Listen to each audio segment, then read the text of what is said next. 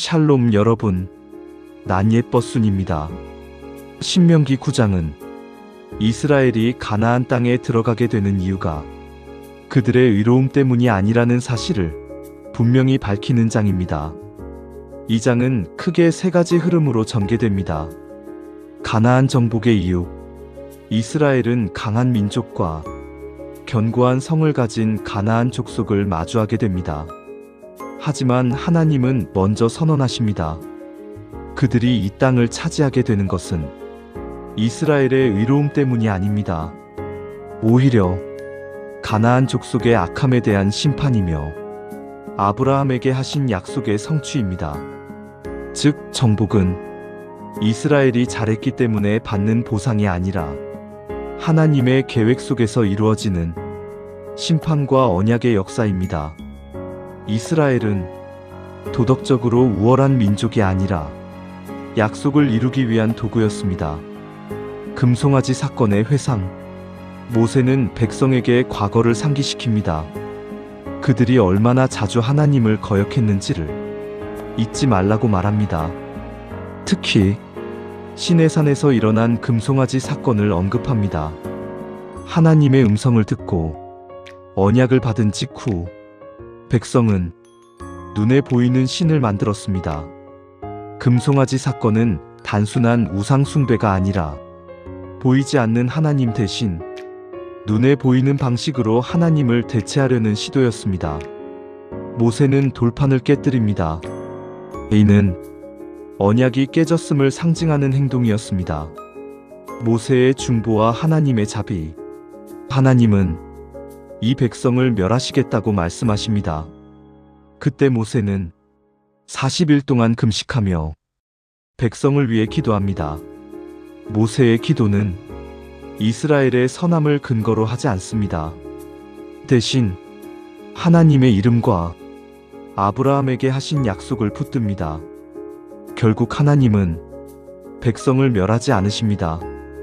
이스라엘은 회개의 공로로 살아남은 것이 아니라 중보와 언약으로 살아남았습니다.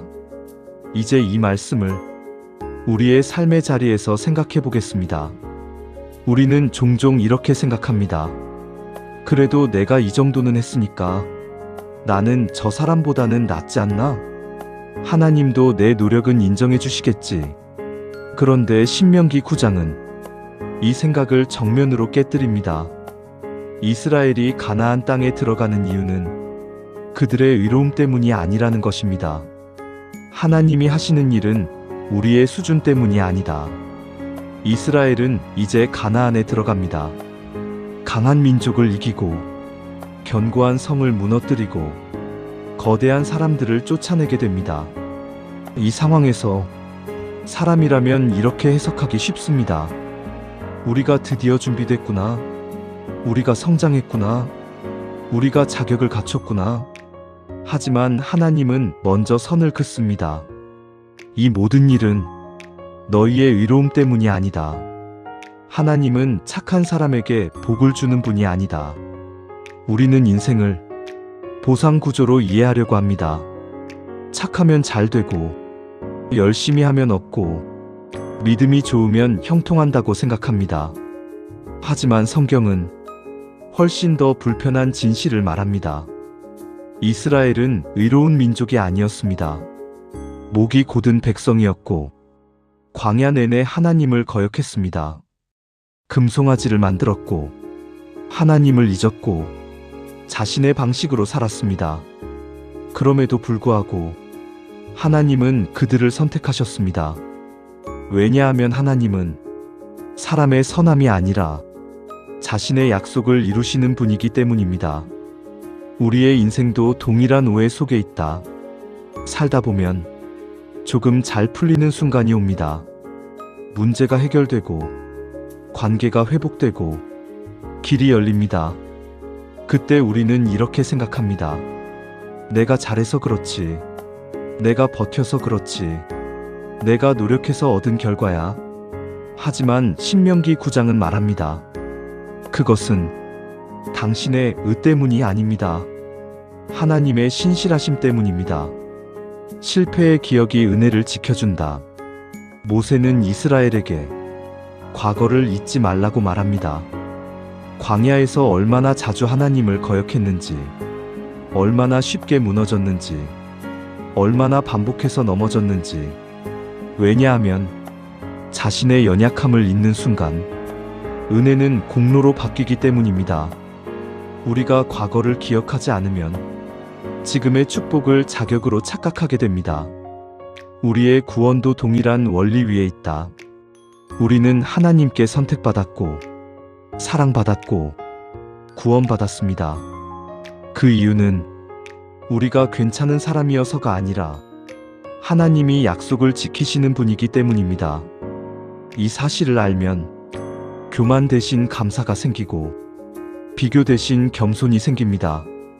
오늘 우리가 가진 것들, 지금 우리가 서 있는 자리, 지금까지 버텨온 시간들, 모두 자격의 결과가 아니라 은혜의 결과입니다.